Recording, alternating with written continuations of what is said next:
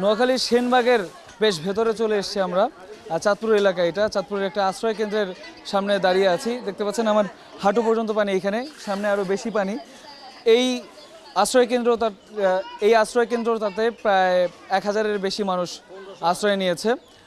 এবং এখানে সবচেয়ে বেশি সংকট যেটা রয়েছে সেটা হচ্ছে বিশুদ্ধ পানি সংকট। দেখতে পাচ্ছেন একটা মাত্র টিউবওয়েল রয়েছে, সেই টিউবওয়েলটাও কিন্তু প্রায় ডুবে গেছে। সেখান থেকেই মানুষ খাবারের জন্য পানি নিচ্ছে এবং গোসল করছে এইখানেই।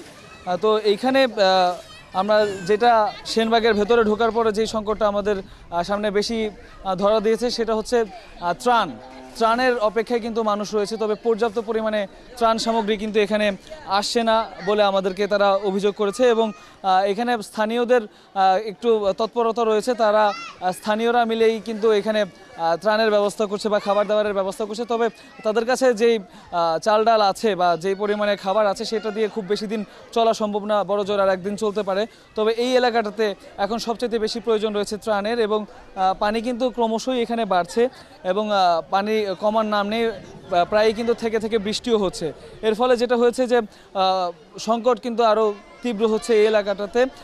আশ্রয় কেন্দ্রগুলোতে কিন্তু তিল ধারণের ঠাঁই নেই। আমি যদি একটু উপর দিকে দেখাই, প্রচুর মানুষ কিন্তু এই আশ্রয় কেন্দ্রে আশ্রয় নিয়েছে। এবং শুধু মানুষ না, আমরা নিচে দেখতে পেরেছি বেশ কিছু গবাদি পশুও কিন্তু এখানে রয়েছে।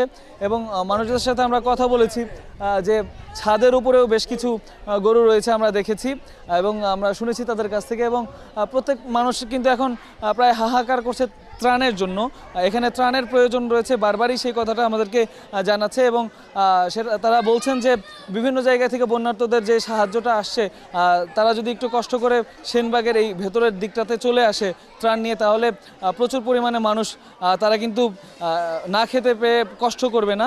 এবং এখানে উদ্ধার কাজ করার জন্য নৌকারও প্রয়োজন রয়েছে, যেহেতু পানি বেশি, পানি ক্রমেই বাড়ছে। সেই ক্ষেত্রে কিন্তু ছোট ছোট নৌকা এখানে প্রয়োজন। খুব বেশি বড় নৌকা নিয়ে এখানে এলে কিন্তু ত্রাণ কার্যক্রম করা সম্ভব হবে না।